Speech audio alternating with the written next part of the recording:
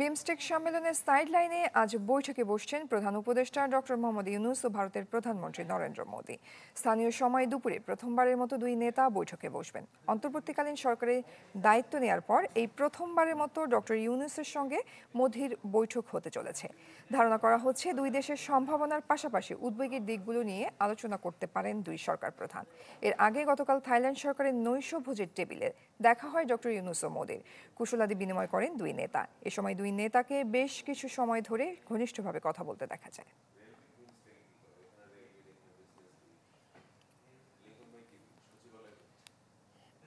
দেশ জুড়ে তোলপা ওয়ালটন ফ্রিজ কিনে আপনিও হয়ে যেতে পারেন মিলেনিয়ার।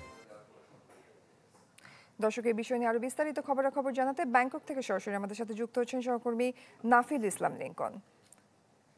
লিঙ্কন, সম্মেলনে ডক্টর ইউনূস কি বলেছেন, আর এই যে মোদি ইউনূস বৈঠকের কথা রয়েছে, সেখানে আলোচনার বিষয়গুলো কি কি হতে পারে?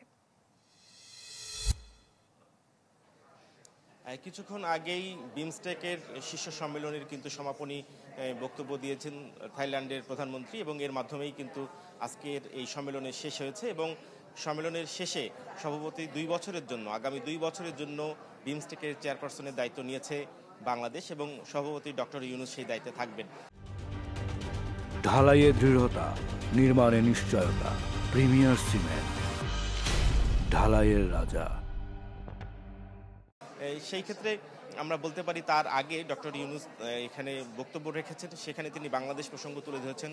জুলাই আন্দোলনে বাংলাদেশে যেভাবে ক্ষমতার পরিবর্তন হয়েছে এবং গত 15 বছরের যে শাসন ব্যবস্থা নিয়ে তিনি বলেছেন, এবং সেই সাথে একটি টেকসই গণতান্ত্রিক এবং অর্থনৈতিক উন্নয়নের জন্য বাংলাদেশে পরিবর্তন দরকার, এবং সেজন্য প্রয়োজনীয় সংস্কার শেষে একটি দ্রুত নির্বাচনের কথা চিন্তা করছেন বর্তমান বাংলাদেশের সরকার। সেই বিষয়টি তিনি উল্লেখ করেছেন।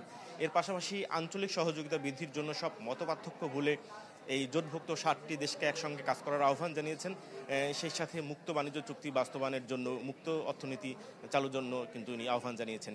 সব শেষে তিনি বলেছেন যে এই অঞ্চলের ভাগ্য পরিবর্তন করার জন্য, অর্থাৎ বাংলাদেশ মিয়ানমারের যে পরিস্থিতি বিরাজ করছে, প্রায় 12 লাখ রোহিঙ্গা বাংলাদেশে অবস্থান করে আছে, সেটি কিন্তু এই অঞ্চলের স্থিতিশীলতার জন্য একটি হুমকি।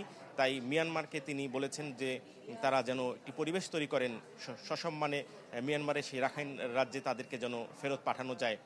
এই সব ছিল আজকের সম্মেলনের সর্বশেষ খবর। এবং সম্মেলন শেষেই এই স্থানীয় সময় দুপুর 12টায়, অর্থাৎ কিছুক্ষণ আগে আমরা শুনতে পেয়েছি যে বাংলাদেশের প্রধান উপদেষ্টা এবং আমাদের ভারতের নরেন্দ্র মোদী কিন্তু দ্বিপাক্ষিক বৈঠকে মিলিত হয়েছেন, এবং এরপর আমরা জানতে পারবো আসলে বৈঠকে কী ধরনের আলোচনা হয়েছে। এর পাশাপাশি অন্য দেশের রাষ্ট্রপ্রধানদের সঙ্গেও কিন্তু ডক্টর ইউনূসের দ্বিপাক্ষিক বৈঠক রয়েছে, এবং শেষে আজ সন্ধ্যার পরে তিনি ঢাকার উদ্দেশ্যে রওনা হবেন।